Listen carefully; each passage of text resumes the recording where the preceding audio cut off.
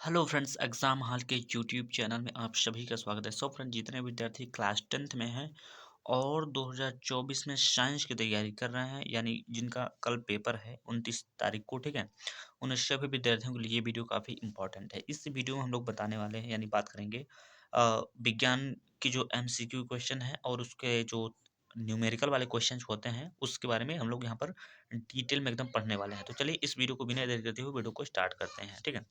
तो जैसा कि आप लोग यहाँ पर देख सकते हो, यहाँ पर दिया गया आपका पहला क्वेश्चन, ठीक है।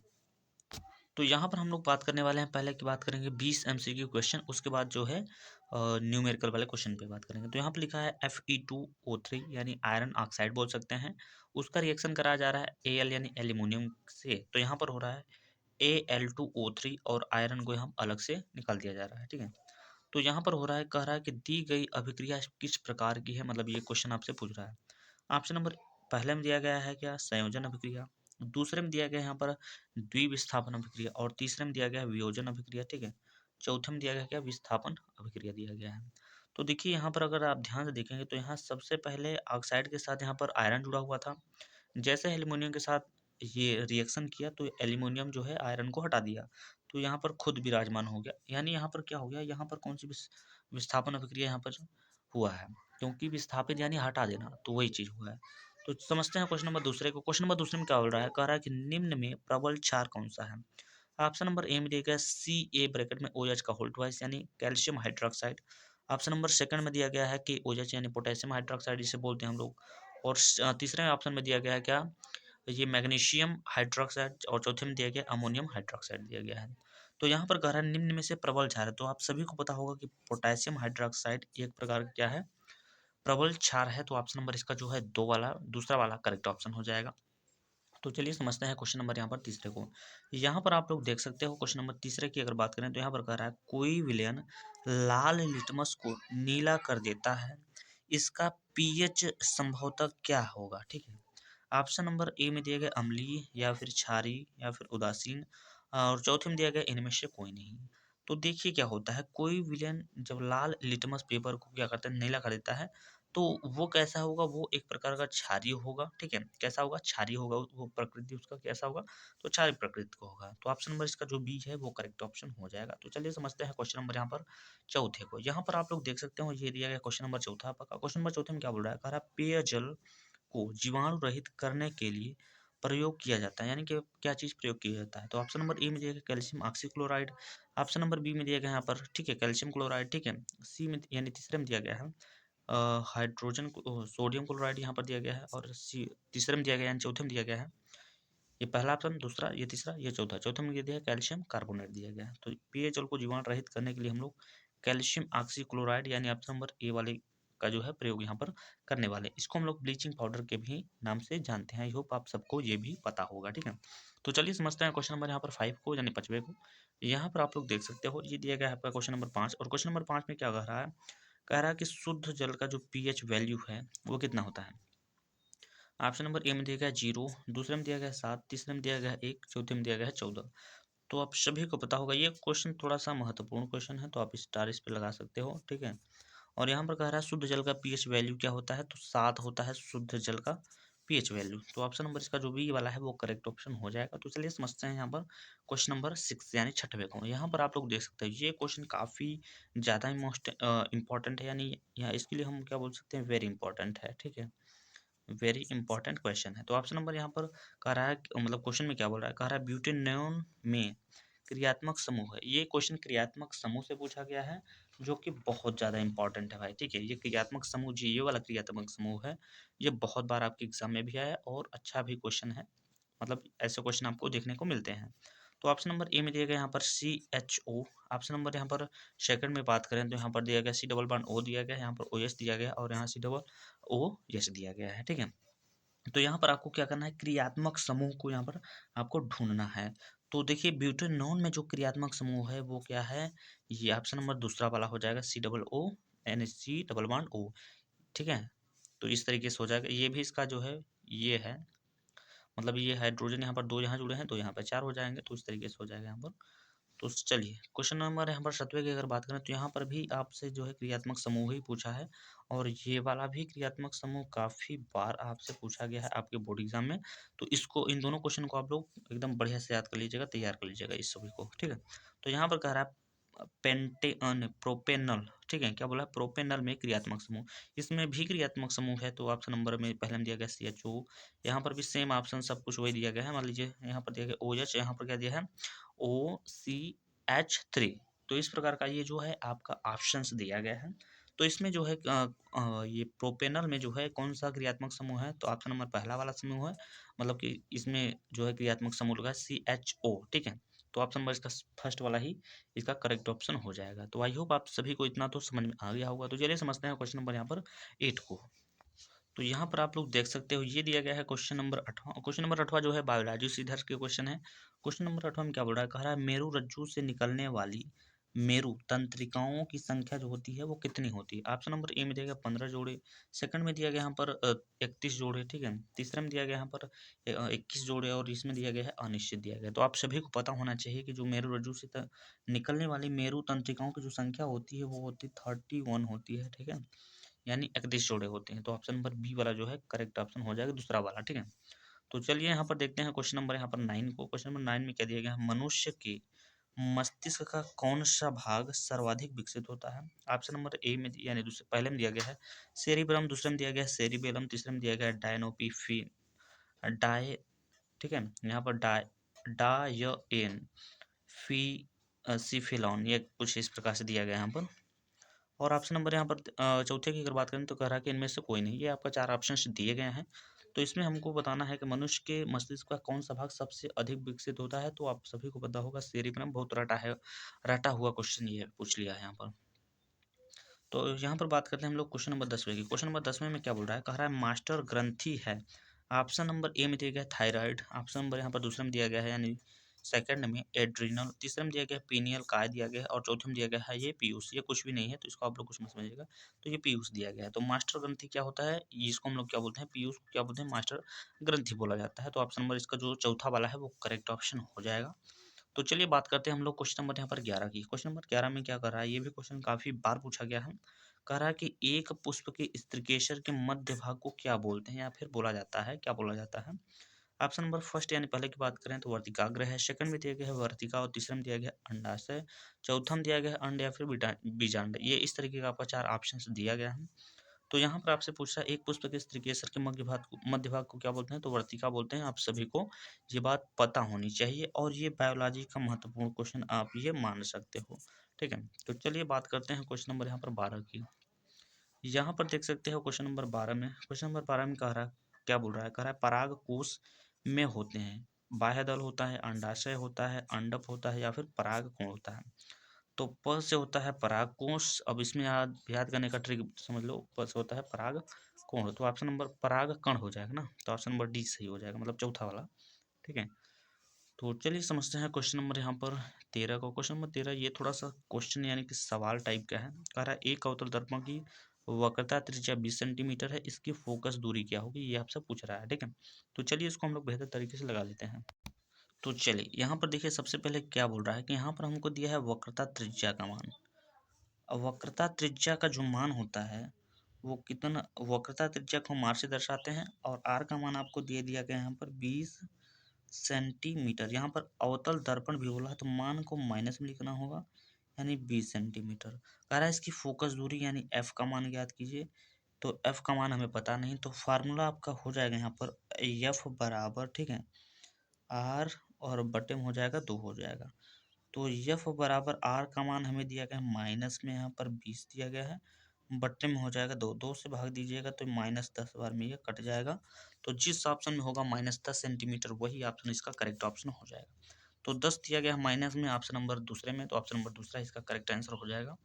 अब बात करते हैं हम लोग यहाँ पर क्वेश्चन नंबर 14 में। क्वेश्चन नंबर 14 में देखिए क्या बोल रहा है, खरा कि निर्वात में प्रकाश की चाल होती है। ये क्वेश्चन देखिए ये आपको पहले से पता होनी चाहिए वैसे तो, और इसको महत्वपूर्ण भी आप मान सकते हो, ठीक है, इंपॉर्टेंट इसको मान सकते हैं। तो क्वेश्चन में आपसे पूछा है निर्वात में प्रकाश की चाल कितनी होती है। तो प्रकाश मतलब निर्वात में प्रकाश की चाल जो होती है वो होती है 3 × 10⁸ मीटर प्रति सेकंड, ठीक है। तो ऑप्शन नंबर तीसरे में जो दिया गया है वही सही है। यहाँ पर 3 × 10⁸ मीटर पर, यहाँ पर जो 8 होता है उसको 2 कर दिया, तो ये तो बिल्कुल नहीं होगा। और इसमें तो 2 गुणे है, तो ये भी नहीं होगा, ये भी नहीं होगा। इस बात को आप लोग ध्यान दीजिए, इसमें इस पर 10 है, लेकिन जो करेक्ट ऑप्शन होता है उस पर 8 होता है, ठीक है। तो चलिए हम लोग बात करते हैं क्वेश्चन नंबर 15 की ओर। तो चलिए यहाँ पर आप लोग देख सकते हो, ये दिया गया क्वेश्चन नंबर 15। क्वेश्चन नंबर 15 में क्या बोल रहा है, कह रहा है स्वस्थ आँख, ठीक है, आँख के लिए दूर बिंदु होता है। ऑप्शन नंबर ए में दिया गया 25 सेंटीमीटर, दूसरे में दिया गया यहाँ पर 50 सेंटीमीटर, तीसरे में दिया गया 100 सेंटीमीटर और चौथे में दिया गया अनंत पर, ठीक है। तो जब स्वस्थ आँख होगा तो उसके लिए जो दूर बिंदु बनता है वो अनंत पर बनता है। आई होप आप सभी को पता होगा ये बात। तो चलिए समझते हैं क्वेश्चन नंबर यहाँ पर 16 यानी 16 को। क्वेश्चन नंबर 16 में क्या दिया गया है, क्या दिया गया है, कह रहा है विद्युत आवेश का मात्रक है। ऑप्शन नंबर ए में दिया गया है जूल, बी यानी दूसरे में दिया गया है कूलाम, तीसरे में दिया गया वोल्ट और चौथे में दिया गया एम्पियर। तो विद्युत आवेश का जो मात्रक होता है उसको हम लोग बोलते हैं कूलाम। आप सभी को ये बात पता होनी चाहिए। तो आपको मात्रक से भी क्वेश्चन याद करके ही कल एग्जाम देने आप लोगों को जाना होगा, ठीक है। तो चलिए बात करते हैं यहाँ पर क्वेश्चन नंबर 17 को। क्वेश्चन नंबर 17 में क्या बोल रहा है, ओम के नियम का सूत्र है। ऑप्शन नंबर ए में दिया गया भी आई बराबर भी इंटू आर, सेकंड में दिया गया पर आर बराबर भी इंटू आई, और यहाँ पर तीसरे की बात करें तो भी बराबर आई इंटू आर, और चौथे में दिया गया इनमें से कोई नहीं। तो आप सभी को पता होगा कि ओम का जो नियम का सूत्र होता है वो भी बराबर आई इंटू आर, यानी तीसरा ऑप्शन इसका करेक्ट ऑप्शन हो जाएगा। तो चलिए यहाँ पर बात करते हैं हम लोग क्वेश्चन नंबर 18 की ओर। यहाँ पर क्वेश्चन नंबर 18 में क्या कर रहा है, कह रहा है चुंबकीय क्षेत्र की तीव्रता का मात्रक है। ऑप्शन नंबर ए में दिया गया है, यानी पहले में दिया गया है न्यूटन पर एम्पियर मीटर स्क्वायर, दूसरे में दिया गया है टेस्ला, तीसरे में यहाँ पर दिया गया है न्यूटन एम्पियर मीटर, और चौथे में दिया गया यहाँ पर क्या, न्यूटन स्क्वायर पर एम्पियर मीटर। तो देखिए विद्युत क्षेत्र की तीव्रता का जो मात्रक होता है उसको हम लोग बोलते हैं टेस्ला बोलते हैं। तो ऑप्शन नंबर इसका जो सेकंड वाला है वो करेक्ट ऑप्शन हो जाएगा। तो चलिए बात यहाँ पर करते हैं क्वेश्चन नंबर यहाँ पर 19 यानी 19 के क्वेश्चन की ओर, ठीक है। क्वेश्चन नंबर 19 में क्या बोल रहा है, कह रहा है कि पौधों में भोजन का स्थानांतरण होता है। ऑप्शन नंबर ए में दिया गया जाइलम द्वारा, दूसरे में दिया गया यहाँ पर फ्लोएम द्वारा, तीसरे में दिया है कार्टेक्स द्वारा, चौथे में दिया गया है मज्जा द्वारा। तो पौधों में भोजन का जो स्थानांतरण होता है वो होता है फ्लोएम के द्वारा होता है, जो कि काफ़ी ज़्यादा महत्वपूर्ण क्वेश्चन है। तो आप इसको अच्छे से आप लोग पढ़ लीजिएगा। तो चलिए एमसीक्यू का लास्ट क्वेश्चन यहाँ पर देखते हैं हम लोग, क्वेश्चन नंबर 20। तो क्वेश्चन नंबर 20 में आपसे क्या कह रहा है, पादप में जाइलम उत्तरदायी होता है, ठीक है। ऑप्शन नंबर ए में दिया गया जल का वहन, दूसरे में दिया गया है भोजन का वहन, तीसरे में दिया गया है अमीनो अम्ल का वहन, और चौथे में दिया गया है ऑक्सीजन का वहन। तो पादपों में जाइलम जो उत्तरदायी होता है वो होता है जल का वहन के लिए। तो ऑप्शन नंबर पहला जो है करेक्ट ऑप्शन हो जाएगा, और ये है इम्पॉर्टेंट क्वेश्चन इसको बोल सकते हैं भाई, ठीक है। इंपॉर्टेंट क्वेश्चन इसको बोल सकते हैं। तो चलिए एमसीक्यू क्वेश्चन का तो हमारा जो है समाप्त हो चुका है। अब हम लोग थोड़े न्यूमेरिकल के जो क्वेश्चंस आपके बोर्ड एग्जाम में आते हैं, ठीक है, न्यूमेरिकल, तो उसके थोड़ा सा क्वेश्चन हम लोग यहाँ पर देख लेते हैं, ठीक है। तो यहाँ पर देख सकते हैं ये न्यूमेरिकल का आपका पहला क्वेश्चन है, जो कि बहुत सिंपल है, एकदम जीरो लेवल का क्वेश्चन है। तो चलिए यहाँ पर हम लिख लेते हैं सॉल्व या फिर हल, क्योंकि ये हल सवाल जैसा ही है जैसे मैथ्स का हुआ था। और एक बात और, आपका जो मैथ्स का पेपर अभी हुआ है, यानी कि 27 तारीख को कल हुआ है जो पेपर, मैंने एक पोल डाला था अपने कम्युनिटी में, ठीक है। तो कई बच्चों ने, यानी कि जो है लगभग 84% बच्चों ने यहाँ पर बताया कि पेपर जो है काफ़ी बेहतर मेरा गया है। तो ठीक है, तो पेपर का जो है वीडियो है, मैं मतलब पेपर आपका जब ख़त्म हो जाएगा या फिर बीच में ही मैं वीडियो बना दूंगा, यानी प्लेलिस्ट में डाल दूंगा। यूपी बोर्ड यानी क्लास 10 यूपी बोर्ड 2024 का पेपर, पूरा पेपर वहाँ से सोल्यूशन देख सकते हैं, ठीक है। तो चलिए यहाँ पर क्वेश्चन में कह रहा है कि एक गोली दर्पण की वक्रता त्रिज्या, तो वक्रता त्रिज्या यहाँ पर दिया गया है कितना, 20 सेंटीमीटर। कह रहा है कि इसके फोकस दूरी क्या होगी। तो सबसे पहले यहाँ पर बात करते हैं, हमको वक्रता त्रिज्या दिया है, ठीक है। तो आपको यहाँ पर लिखना है वक्रता, ठीक है, और उसके बाद यहाँ पर त्रिज्या। तो वक्रता त्रिज्या को हम लोग आर से दर्शाते हैं। तो आर का मान जो दिया गया है, कितना दिया गया है भाई, तो यहाँ पर दिया गया है 20 सेंटीमीटर दिया गया है। फोकस दूरी हमें ज्ञात करना है, तो यहाँ पर लिख दीजिए फोकस, ठीक है, फोकस दूरी। फोकस दूरी को आई होप आप सभी को पता होगा किससे दर्शाते हैं, तो एफ से दर्शाते हैं। तो इसका फार्मूला बहुत सिंपल सा होता है, क्या होता है, फोकस दूरी, ठीक है, क्या होता है, फोकस फोकस दूरी F बराबर R बट्टे में 2 ये है। तो यहाँ पर F बराबर R का जो मान है वो 20 दिया गया है, बट्टे में 2 है तो 2 से भाग दे दिया जाएगा यहाँ पर। तो F का जो मान होगा वो यहाँ पर 10 हो जाएगा। तो इस तरीके से आपका जो है यहाँ पर फोकस दूरी का मान निकल चुका है, जो कि 10 सेंटीमीटर है, जो कि आपके क्वेश्चन का यहाँ पर करेक्ट आंसर हो जाएगा। तो चलिए समझते हैं यहाँ पर क्वेश्चन नंबर दूसरे को। तो यहाँ पर आप लोग देख सकते हो, ये दिया गया है आपका क्वेश्चन नंबर दूसरा। क्वेश्चन नंबर दूसरा काफ़ी ज़्यादा महत्वपूर्ण है, यानी महत्वपूर्ण ही है भाई, इसके लिए आप ये बोल सकते हो, ठीक है। और क्वेश्चन नंबर दूसरा में देखिए क्या समझा जाएगा। पहले जो सवाल में दिया गया है उसको हम लोग समझ लेते हैं। यहाँ पर देखिए नंबरिंग भी किया गया है। तो क्वेश्चन नंबर दूसरे में कह रहा है कि एक उत्तल दर्पण की फोकस दूरी, यहाँ पर पॉइंट देखिएगा, तो फोकस दूरी यहाँ पर आप बात किया है इन्होंने, ठीक है।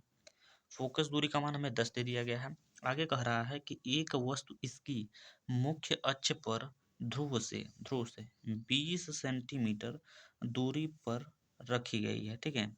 यानी ये जो 20 सेंटीमीटर है ये किसका मान हो गया, तो ये वस्तु का मान हो गया।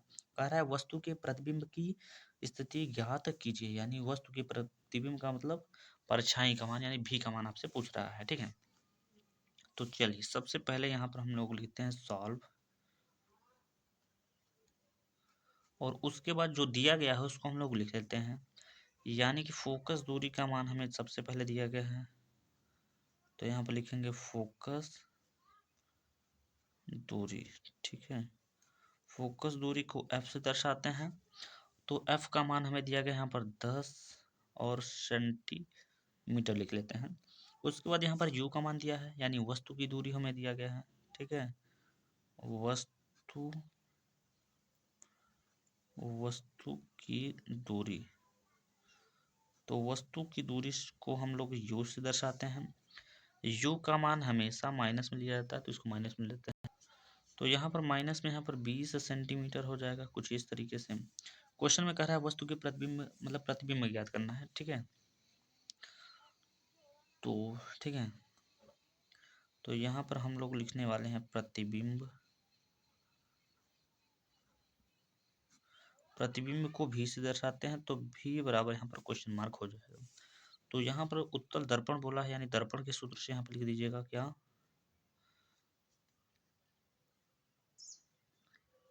दर्पण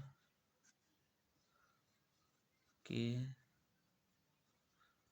सूत्र से, इतना आपको लिखना होगा। तो इतना लिखने के बाद अब दर्पण का जो फार्मूला होता है उसको लिख दीजिएगा। दर्पण का जो फार्मूला होता है वो क्या होता है, 1/F बराबर में यहाँ पर होता है 1/V, और प्लस में क्या होता है 1/U होता है, ये फार्मूला होता है।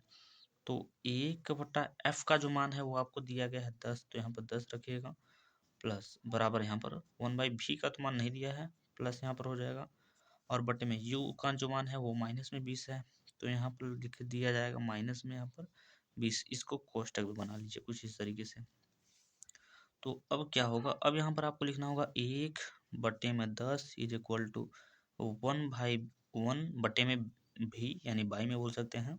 और अगले स्टेप पे क्या हो जाएगा, यानी कि 1/20 हो जाएगा पूरा पूरा, क्योंकि यहाँ प्लस माइनस माइनस हो गया है। अब इसको पंचांतर कर लेते हैं, तो 1 यहाँ पर हो जाएगा 10, और ये चीज़ हो जाएगा प्लस में, तो यहाँ पर 20 इक्वल टू में 1/V हो जाएगा। तो इतना हो जाने के बाद अब इसका लसा लिया जाएगा, तो लस तो इसका 20 ही आएगा। 10 से काटेंगे 2 बार में, 2 एक में यहाँ पर 2, प्लस 20 एक बार में, और 1 हो जाएगा यहाँ पर। तो यहाँ पर कितना हो जाएगा 1/V हो जाएगा। 1/V हो जाने के बाद अब देखिए क्या करेंगे, तो 2 और 1 जोड़ के ये 3 हो जाएगा, और बट्टे में 20 इज इक्वल टू 1/V। मान को पलट दीजिएगा, तो यहाँ पर क्या हो जाएगा, यहाँ पर V हो जाएगा, बराबर में क्या हो जाएगा 20 ऊपर चला जाएगा, और ये 3 नीचे हो जाएगा। उसके बाद आप भाग दे दीजिएगा, तो यहाँ पर भाग देने पर 3 से भाग देंगे तो 6 बार जाएंगे 18 आ जाएगा, फिर 2 आ जाएगा 10 में लगाएंगे 0 आ जाएंगे, फिर से यहाँ पर मतलब यहाँ पर इतना आंसर आ जाएगा, ठीक है। यानी भी का मान जो हो जाएगा वो 6.67 सेंटीमीटर निकलेगा। इतना मतलब जब ये निकल जाएगा तो आपको लिखना होगा लास्ट में, लास्ट स्टेप में क्या लिखना होगा। भी का मान क्योंकि प्लस में निकला है तो आप लिख सकते हैं, ठीक है। अतः तो इतना हो जाने के बाद आपको लिखना होगा जो आपका यहाँ पर लिखना होगा अतः प्रतिबिंब, ठीक है। अतः प्रतिबिंब, अतः प्रतिबिंब, ठीक है, दर्पण, दर्पण के, ठीक है, अतः प्रतिबिंब दर्पण के, यहाँ पर ये आपका जो है 6, यहाँ पर 6 नहीं रहेगा तो इसको काट लीजिएगा आप लोग, क्योंकि हम ज़्यादा अगर 6.6 लिख देंगे तो उसका मतलब हो गया 6.60 से ऊपर हो गया। तो 6.7, 6 क्योंकि भाग देंगे तो 6.666 करके आएगा। इसकी वजह से मैंने यहाँ पर लिख दिया है 6.7। यहाँ पर एक ये 6 नहीं है तो इसको मत समझिएगा आप। तो इतना लिखने के बाद अब आपको लिखना होगा अतः प्रतिबिंब दर्पण के जो है कहाँ बनेगा, दर्पण की मान जो है प्लस में आया है तो दर्पण के पीछे बनेगा। तो दर्पण के पीछे, ठीक है, तो दर्पण के पीछे जो है 6.7 सेंटीमीटर, ठीक है, दूर बनेगा।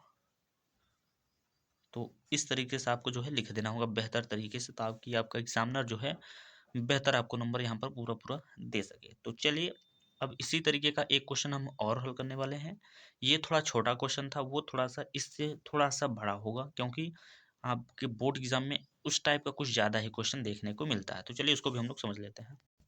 तो देख सकते हैं यहाँ पर ये दिया गया है आपका क्वेश्चन नंबर तीसरा, और क्वेश्चन नंबर तीसरा में क्या बोल रहा है कि 15 सेंटीमीटर फोकस दूरी वाले अवतल दर्पण के सामने 30 सेंटीमीटर की दूरी पर 2 सेंटीमीटर लंबाई की एक वस्तु रखी है। बनने वाले प्रतिबिंब की स्थिति, आकार तथा प्रकृति ज्ञात कीजिए। ये आपका जो है ये क्वेश्चन है। तो क्वेश्चन में देखिए सबसे पहले हम क्या करेंगे, सबसे पहले यहाँ पर लिखेंगे सॉल्व या फिर हल, जो भी कह लो।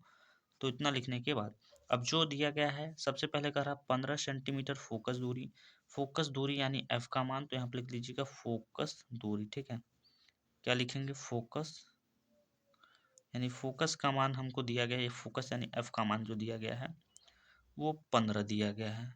और दर्पण हमसे कौन सा पूछा है, अवतल। जब अवतल पूछेगा तो यहाँ पर माइनस में लिखिएगा तो 15 हो जाएगा, ठीक है, -15 सेंटीमीटर। उसके बाद कह रहा है कि सामने 30 सेंटीमीटर की दूरी पर 2 मीटर यानी कहने का मतलब जो आपका वस्तु का मान है, वस्तु की दूरी का जो मान है, ठीक है, वस्तु यानी यू का जो मान है वो दिया गया है आपका 30 दिया गया है। और वस्तु का मान आपका हमेशा माइनस होता है, चाहे वो अवतल दर्पण हो चाहे उत्तल दर्पण हो। तो आप लोग पूछेंगे फिर ये दो क्या चीज़ है। तो कह रहा है कि 30 सेंटीमीटर की दूरी पर 2 सेंटीमीटर लंबाई की वस्तु की, यानी वस्तु की लंबाई दिया गया है। यहाँ पर समझिएगा, यहाँ पर आपसे कह रहा है वस्तु की लंबाई। तो वस्तु की जो लंबाई है उसको ओ से डिनोट किया जाता है। तो ओ का जो मान है वो आपको दे दिया गया है 2 सेंटीमीटर, कुछ इस तरीके से। तो सबसे पहले आपको दर्पण का फार्मूला लगाना होगा। तो यहाँ पर लिखिएगा दर्पण के सूत्र से, ठीक है, दर्पण के सूत्र से। तो आपका जो दर्पण का फार्मूला होता है बहुत सिंपल सा होता है, 1/f बराबर में यहाँ होता है 1/, यहाँ पर क्या होता है v होता है, प्लस में क्या होता है 1/, यहाँ पर u होता है। तो 1/f का मान हमको यहाँ पर दिया गया -15। अगर आप ध्यान से देखोगे तो इक्वल टू v का मान नहीं दिया तो v को जो कहते हैं प्लस 1/u का मान कितना दिया गया, तो u का मान यहाँ पर टोटल माइनस दिया गया है यहाँ पर। तो इसको बना लीजिए आप कोष्टक में बेहतर तरीके से, इस तरीके से हो गया। अब क्या करिएगा, तो 1/, जो -15 है इसको अभी ज्यों का त्यों लिखिएगा, 1/, यहाँ पर भी प्लस माइनस माइनस, ये दो सिंबल प्लस माइनस माइनस का मल्टीप्लाई करेंगे तो माइनस हो जाएगा, और यहाँ पर हो जाएगा 1/30 हो जाएगा। तो इतना जब हो जाएगा तो 1/30 को पंचांतर करना होगा। तो यहाँ पर लिखिएगा यहाँ पर 1/, माइनस में 15, और ये जब आएगा तो ये प्लस में हो जाएगा 1/, यहाँ पर 30 हो जाएगा, इज इक्वल टू में हो जाएगा 1/, यहाँ पर भी हो जाएगा। जब इतना हो जाएगा तो इसका आप ले सकते हैं एलसीएम यानी लॉस। तो एलसीएम जब लेंगे इसका तो 15 और 30 का एलसीएम 30 होगा। 15 से भाग देंगे 2 बार में कट जाएगा, और 2 एक कम हो जाएगा 2। 30 से काटेंगे एक बार में और एक एक कम एक हो जाएगा। इस तरीके से 1/भी हो जाएगा, यहाँ पर जंग होते हो, ठीक है। अब क्या करिएगा, तो यहाँ पर आपका आ जाएगा माइनस में 1, अपान में कितना हो जाएगा 30 इज इक्वल टू में 1/b, और यहाँ से आपका भी का जो वैल्यू होगा वो हो जाएगा माइनस में 30 सेंटीमीटर हो जाएगा। अब यहाँ पर अगर वैल्यू देखा जाए तो माइनस में आया हुआ है, तो क्या लिखा जाएगा यहाँ पर, तो आपको लिखना होगा अतः, ठीक है, अतः जो प्रतिबिंब होगा, अतः प्रतिबिंब प्रतिबिंब अतः प्रतिबिंब जो है कैसा बनेगा, दर्पण से, दर्पण दर्पण के पीछे, दर्पण के पीछे नहीं, देखिए माइनस में यहाँ पर आपका जब आएगा तो आप क्या लिखेंगे, दर्पण के सामने लिखेंगे। ये बात को आप लोग अच्छे से नोट करिएगा, सामने। अतः अतः जो प्रतिबिंब है दर्पण के सामने कितने से, 30, ठीक है, सेंटीमीटर की दूरी पर बनेगा, ये इसका क्वेश्चन रहा। तो ये मतलब क्वेश्चन नहीं रहा, मतलब इतना आपको लिखना होगा जब आंसर आ जाने के बाद। उसके बाद देखिए अभी इतना पे आंसर आपका समाप्त तो नहीं होता है, अभी इसको थोड़ा सा और दूर ले जाना होगा, इसलिए मैंने बोला ये थोड़ा सा लॉन्ग है। अब यहाँ हम लिखते हैं पुनः, ठीक है, जगह का थोड़ा सा इशू है तो इसके बगल में ही लगा लेते हैं। यहाँ से एक लाइन भी खींच देते हैं ताकि पता चल सके यहाँ पर जो है अलगाव हुआ है। पुनः अब यहाँ पर फार्मूला आपका, एक फार्मूला होता है आई अपान में ओ इज इक्वल टू में माइनस में भी अपान में क्या होता है, यू होता है। तो आई का जो मान है वो तो हमें पता नहीं है, तो आई का मान तो यहाँ पर कुछ नहीं लिखेंगे।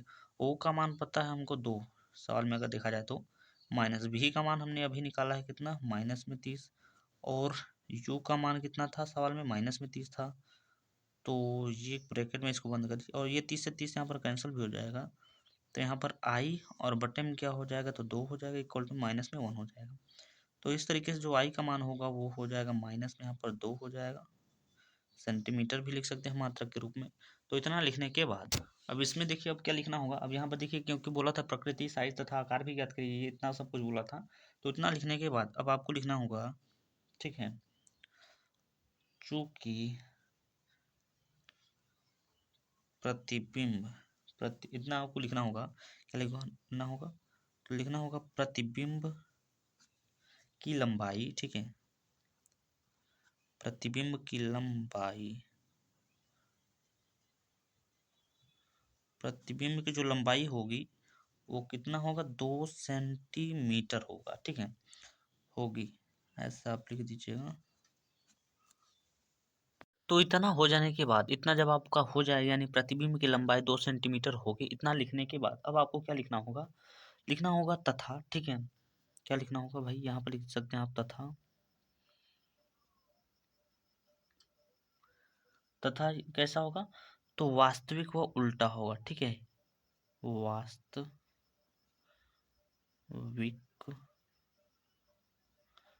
वास्तविक व उल्टा उल्टा होगा, उल्टा होगा।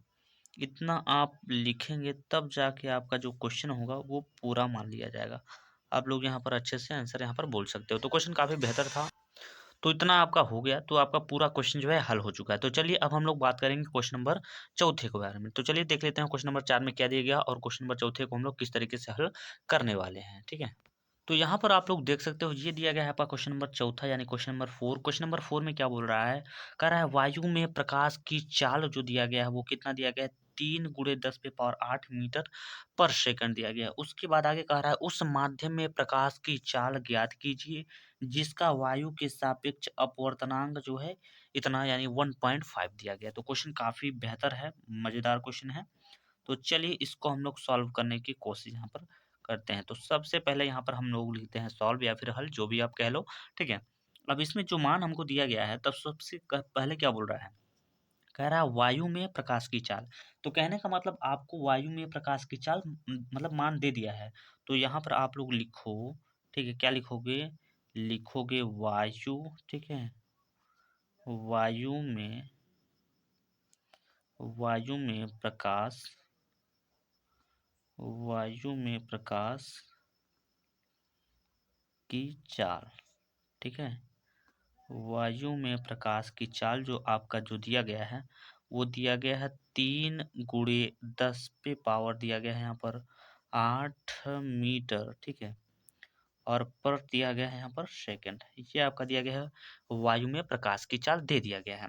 आगे कह रहा है क्या, उस माध्यम में प्रकाश की चाल ज्ञात कीजिए। और उसके बाद यहाँ पर आपको दिया गया है अपवर्तनांक दिया गया है। अगर आप ध्यान से देखोगे तो यहाँ पर आपको अपवर्तनांक का मान जो है इसने दे दिया गया है, मतलब इसमें दिया गया है। तो आप लिखेंगे वायु के सापेक्ष क्या, वायु के सापेक्ष माध्यम का अपवर्तनांक। तो चलिए इसको भी हम लोग लिख लेते हैं। तो यहाँ पर आप लोग को लिखना होगा, यहाँ पर क्या लिखना होगा, वायु, ठीक है, के सापेक्ष, वायु के सापेक्ष, ठीक है, माध्यम, माध्यम का अपवर्तनांक, माध्यम का अपवर्तनांक। तो यहाँ पर हमने इस तरीके से लिख दिया और इसका जो मान दिया गया है वो कितना दिया गया है, 1.5 दिया गया है। और क्वेश्चन में आपसे पूछा था क्या, माध्यम में प्रकाश की चाल ज्ञात कीजिए। तो ये हमारा जो है ये क्वेश्चन पूछा है। तो चलिए देखिए हम लोग कैसे पहले फार्मूला लिख लेते हैं। यानी माध्यम में प्रकाश की चाल जो बोल रहा है, इन्होंने बोला है यहाँ पर, तो यहाँ पर हम लोग लिखेंगे माध्यम में प्रकाश की चाल, ठीक है। क्या लिखते हैं, तो यहाँ पर लिखते हैं माध्यम, ठीक है, माध्यम में प्रकाश, प्रकाश की चाल, माध्यम में प्रकाश की चाल। तो इसके बराबर में अब देखिए लिखना होगा, यानी माध्यम में प्रकाश के चाल बराबर में क्या आपको लिखना होगा, तो लिखना होगा आपको वायु में प्रकाश की चाल। ये फार्मूला है, ठीक है। वायु में, वायु में प्रकाश, प्रकाश की चाल, प्रकाश की चाल, और बट्टा लगाना होगा उसके बाद। और बटे में क्या लिखना होगा, बटे में आपको लिखना होगा वायु के सापेक्ष, वायु के सापेक्ष माध्यम का अपवर्तनांक। तो यहाँ पर लिखना होगा वायु के सापेक्ष, वायु के सापेक्ष माध्यम का अपवर्तनांक। तो माध्यम लिखिए उसके बाद का अपवर्तनांक, अपवर्तनांक यहाँ पर हो जाए कुछ इस तरीके से। यहाँ पर हमने फार्मूले को लिख दिया है। अब देखिए जाए अगर, तो वायु में प्रकाश की जो वैल्यू दिया गया है वो दिया गया है 3 × 10 यहाँ पर 8 दिया गया है, बटे वायु में, वायु के सापेक्ष माध्यम का जो अपवर्तनांक दिया गया है कितना दिया गया है, 1.5 दिया गया है, ठीक है। तो इसका जब दशमलव हटाइएगा तो ऊपर जो है एक जीरो बढ़ जाएगा, यानी 3 की जगह अब हो जाएगा आपका 30 हो जाएगा। और यहाँ पर हो जाएगा 10 पे पावर 8 हो जाएगा। और बटे में कितना दिया गया है, तो 5 दिया गया है, बचेगा 5 ही, क्योंकि वो उसका दशमलव हट चुका है। अब 15 से अगर भाग देंगे तो ये 2 बार में कट जाएगा, तो हो जाएगा 2 × 10 पे पावर जो हो जाएगा वहाँ पे 8, ठीक है। और यहाँ पर हो जाएगा मीटर और पर सेकेंड हो जाएगा। तो इस तरीके से आपका ये जो है आंसर यहाँ पर आ चुका है। आई होप आप सभी लोगों को ये क्वेश्चन काफ़ी बेहतर से तरीके से जो है समझ में आ गया होगा। तो चलिए समझते हैं, इस वीडियो का लास्ट क्वेश्चन होगा क्वेश्चन नंबर 5वां, जो कि न्यूमेरिकल का है। अच्छा क्वेश्चन है, तो चलिए उसको भी हम लोग समझ लेते हैं। तो यहाँ पर आप लोग देख सकते हो भाई, यहाँ पर दिया गया क्वेश्चन नंबर 5वां। और क्वेश्चन नंबर 5वां में क्या कह रहा है, कह रहा है वायु के सापेक्ष जल तथा कांच के अपवर्तनांक क्रमशः जो दिए गए हैं वो 4/3 और 3/2 दिया गया है, ठीक है। कह रहा है जल का कांच के सापेक्ष अपवर्तनांक ज्ञात कीजिए। तो ये आपका जो है ये क्वेश्चन पूछ रहा है। तो चलिए इसको भी हम लोग एकदम बेहतर तरीके से यहाँ पर हल कर लेते हैं, सॉल्व कर लेते हैं। तो सबसे पहले हम लोग यहाँ पर लिखने वाले हैं सॉल्व या फिर हल, जो भी आप कह लो। तो यहाँ पर कह रहा है वायु के सापेक्ष, सॉरी, वायु के सापेक्ष जल तथा कांच का अपवर्तनांक। इसमें दो चीज बोला है, यहाँ पर जल बोला है और कांच बोला है। तो सबसे पहले हम लिखेंगे वायु के सापेक्ष जल का अपवर्तनांक, ठीक है। तो यहाँ पर हम लिखेंगे वायु के सापेक्ष, वायु के सापेक्ष यानी कि ए लिखेंगे, ए मतलब एयर, सापेक्ष मतलब यन, किसके सापेक्ष, जल के। तो जल मतलब क्या होता है, जल मतलब होता है वाटर, वाटर को हम लोग डब्ल्यू से दर्शाते हैं। यानी ए डब्ल्यू का जो मान दिया गया है वो दिया गया है 4, और बटे में कितना दिया गया है, तो 3 दिया गया है। ये इस चीज का मान है, ए एन डब्ल्यू का मान है। आगे बोल रहा है कि वायु के सापेक्ष कांच का अपवर्तनांक, यानी वायु के सापेक्ष को कैसे लिखेंगे, यानी ए लिखेंगे, सापेक्ष मतलब जन, कांच मतलब क्या लिखेंगे जी, ग्लास माने होता है कांच, इसकी वजह से यहाँ पे लिखेंगे ए और एन जी हो जाएगा। तो इस तरीके से हो जाएगा। तो इसका जो मान दिया गया है वो दिया गया है 3 और बट्टे में कितना दिया गया है 2 दिया गया है, तो इसको भी लिख लेंगे। अब इतना हो जाने के बाद अब आपसे पूछ क्या रहा है, कह रहा है कि जल का कांच के सापेक्ष अपवर्तनांक ज्ञात कीजिए। यहाँ पर ये सवाल पूछा है, जल का कांच के सापेक्ष अपवर्तनांक पूछ रहा है, ठीक है। तो उसके लिए हमारा एक बहुत सिंपल सा फार्मूला यहाँ पर हो जाता है, क्या हो जाता है, जी एन डब्ल्यू, ठीक है, यानी कांच के सापेक्ष जल का अपवर्तनांक आप ये बोल सकते हो, ठीक है। तो इसके बराबर में इसका जो फार्मूला होता है कांच के सापेक्ष, मतलब कि कांच के सापेक्ष जल का अपवर्तनांक बराबर होता है वायु के सापेक्ष जल का अपवर्तनांक, ठीक है, और बटे में क्या हो जाएगा, वायु के सापेक्ष कांच का अपवर्तनांक, ये इसका फार्मूला हो जाएगा इस तरीके से। तो यहाँ पर ए एन डब्ल्यू यानी वायु के सापेक्ष जल का अपवर्तनांक जो मान दिया गया है वो दिया गया है 4 और बट्टे में कितना दिया गया है 3 और बटा ए एन डब्ल्यू यानी वायु के सापेक्ष कांच का अपवर्तनांक कितना दिया गया है, तो 3 और बट्टे में कितना दिया गया है यहाँ पर 2 दिया गया है। तो अब देखिए यहाँ पर बट्टा हटा देते हैं, यहाँ पे बराबर लगा देते हैं। अब ये बट्टा का बट्टा है तो यहाँ पर बट्टा का बट्टा क्या होता है, तो ये 4/3 को हमें ज्यों का त्यों लिखना है और उसके बाद यहाँ पे लगाना होगा गुणा, ये जो नीचे 2 है ये चला जाएगा ऊपर और ऊपर का जो 3 है वो चला आएगा नीचे आ जाएगा। तो इस तरीके से 2 चौके यहाँ पर हो जाएगा, 2 चौके 8 हो जाएगा, बट 3 त्रिक यहाँ पर क्या हो जाएगा, तो 3 त्रिक यहाँ पर 9 हो जाएगा। तो इस तरीके से आपका जो क्वेश्चन है आपका समाप्त होता हुआ। तो आई होप आप सभी लोगों को मैंने जितने भी क्वेश्चन बताए हैं सभी क्वेश्चन अच्छे लगेंगे, मतलब लगे होंगे। और ये क्वेश्चन जो है भाई अच्छे लगने की बात नहीं है, यहाँ पर कोई पसंद की बात नहीं, ये आपके बोर्ड एग्जाम में ऐसे क्वेश्चन आते हैं, इंपॉर्टेंट क्वेश्चन है, इसकी वजह से मैंने यहाँ पर आप लोगों को बता दिया है, ठीक है। तो आई होप आप सभी लोगों को ये क्वेश्चन समझ में आ गए होंगे, ठीक है, और आप कल के पेपर में बेहतर करके आएंगे। तो चलिए इस वीडियो में बस इतना ही, मिलते हैं नेक्स्ट वीडियो में, तब तक के लिए जय हिंद जय भारत।